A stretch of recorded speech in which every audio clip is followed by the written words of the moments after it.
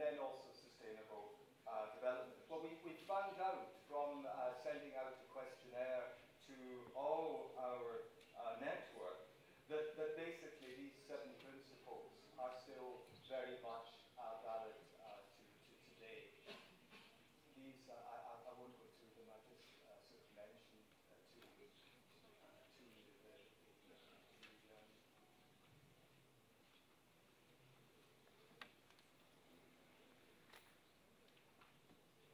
So basically, the results of the questionnaire more or less confirmed that these 7 principles were still valid.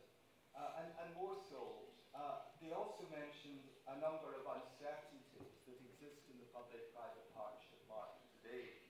And the first, which was quite surprising, but it's also quite interesting, the first uncertainty that the replies to the questionnaire stated was the abandonment by the UK government of the PFI approach. And this was even unsettling for those who do not use the model. As we've heard from Sir John Stutter, the British actually were responsible for putting PPP through PFI on the global agenda. Now, the UK government hasn't abandoned public-private partnership. If you look at the infrastructure report for 2011-2012, it still states that 66% of infrastructure spending will come from the private sector. But nevertheless, it does highlight the need for new public-private partnerships models and to learn from the mistakes in the past. So that's, I think, the first uncertainty. The second is the financial crisis. And sadly, the one now developing through the Eurozone countries, the threat of some of the default, and the doubts this puts on the viability of long-term financing. And here the question is whether the banks will come back, and what is the viability of attracting the institutional investors, the pension funds, to fill this gap. The third uncertainty is the legal framework. This is a constant problem. In CIS countries, it can be considered the main barrier for people putting private money into this particular region. But it's not just in the CIS. There are a number of problems related to procedures, to poor decision-taking, the length of time it takes to deliver public-private partnerships, and also the problem with procurement. Again, if you look at the United Kingdom, they are not at all happy with procurement as it stands. The other thing that is also of uncertainty is the green economy, the importance of integrating sustainable development into public-private partnerships. And the Minister mentioned very clearly the tremendous opportunities that are going to flow from public-private partnerships in the green economy. But there also is the uncertainty as to whether the affordability of these new technologies, how they can be afforded, and also the need not to pass on this cost to the socially and economically disadvantaged. So really, to end, I would say that the good governance in public-private partnerships continues to be a challenge and a continuous problem too of uncertainty in the market. Well, let me just now go to the second question that I wanted to ask, which is concerning the role of the International Centre of Excellence. The idea here is to produce something called best practice in public-private partnerships. We will create now a Centre of Excellence which will consist of a hub, a small coordinating centre in Geneva, and best practice being produced by individual states around the world.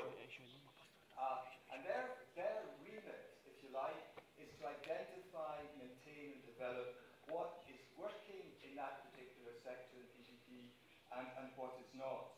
And this best practice information will allow governments to benchmark their PPP decision-taking, and this will improve, we hope, the quality of decision-taking in public-private partnership. Now, I'm not for 1 minute going to state that defining best practice in public-private partnership is easy. And in fact, if I refer to the health sector and public-private partnership just for a moment, I remember speaking with some colleagues on PPPs in health and being told that in fact it's a complete contradiction in terms to measure mention PPP and health in the same breath. Because the minute one talks about private sector, one immediately undermines the delivery of good quality service to patients. I always get a little bit annoyed at this, because basically I've come up and grown up in a state monopoly system which believes that health should be provided by the state. So any intrusion of the private sectors is considered a problem. But basically, when you deal with the state monopoly, you're dealing with a system that offers no competition. And in that system, there's a real risk that the service providers become stale in their delivery and offer a lack of concern to the patient. I don't want to get into this debate about public-private partnerships in the health sector, but I would say that in best practice, one can, through certain determinants, such as accessibility of services, service quality and reliability, one can develop best practice, and therefore I think it is legitimate to actually undertake the exercise of trying globally to set up the International Centre of Excellence with each of these special sectors, special countries, trying to identify best practice. And here, if you like, are some of the sectors which already have announced their interest. Belgian which is from the Russian Federation. We're very grateful to them. They will be setting up a training center in Moscow, which will disseminate, and we will help and cooperate with them in disseminating our training tools through their network. The Philippines have set up an International Centre of Excellence in PPP in health. Aruba also, Chairman Yan knows very well, is also interested in the vulnerability of small island states, and also a number of other countries as well. So this is a major exercise which we are doing with our partners, Asian Development Bank, and we wish to sort of commend it to you.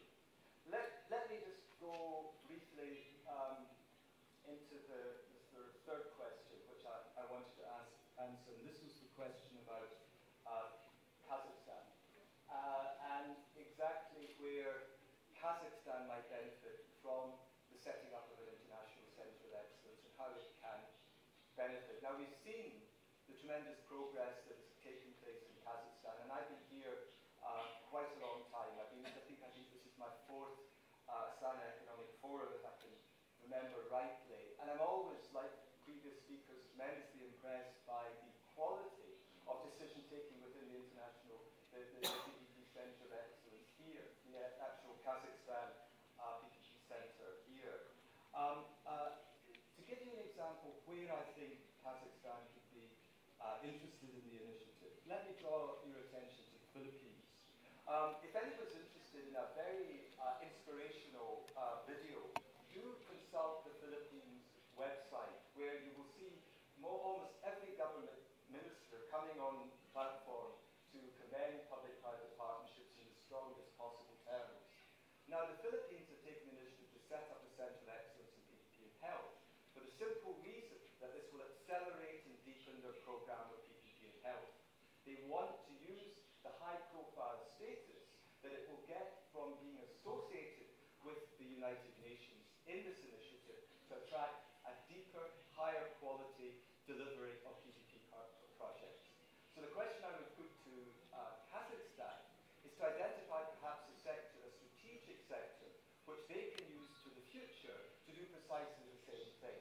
That is, develop a project pipeline that's going to really kickstart and develop the public-private partnership program. And again, I go back to the minister, and I'm sorry again, sir, to mention it, but you did, I think, in the green technologies, identify, I think, a sector which is worthy of great interest. The smart cities, the smart grids, this is the future, this is where money lies, and I would also think that this is maybe where Kazakhstan could play a particular role in leading this process forward.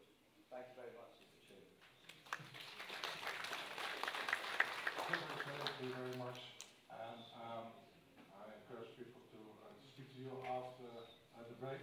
The last speaker, and I will ask for your patience for the last 10 minutes to Mr. Igor Abovitz for the Council of Hena Blaiky from Canada on building blocks to successful P2P partnerships. I almost thought it sounded South Africa, but it is not. Okay. Mr. Bauer, the floor is yours. Thank you. Thank you very much. It is a great honor to be here and to be part of a distinguished panel. Although each PPP project is unique in its implementation in a given country, and most share the following eight building blocks. These are PPP enabling environment, PPP model policies, practice guidelines, financial considerations, monitoring and regulating the PPP to ensure government objectives and policies being met. Risk allocation is one of the primary importance in the context of a PPP.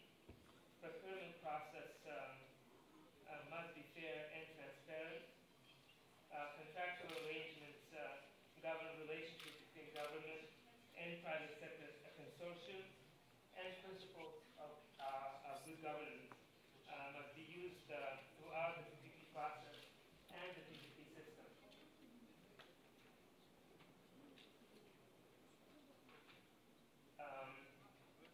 A few words about the capacity building.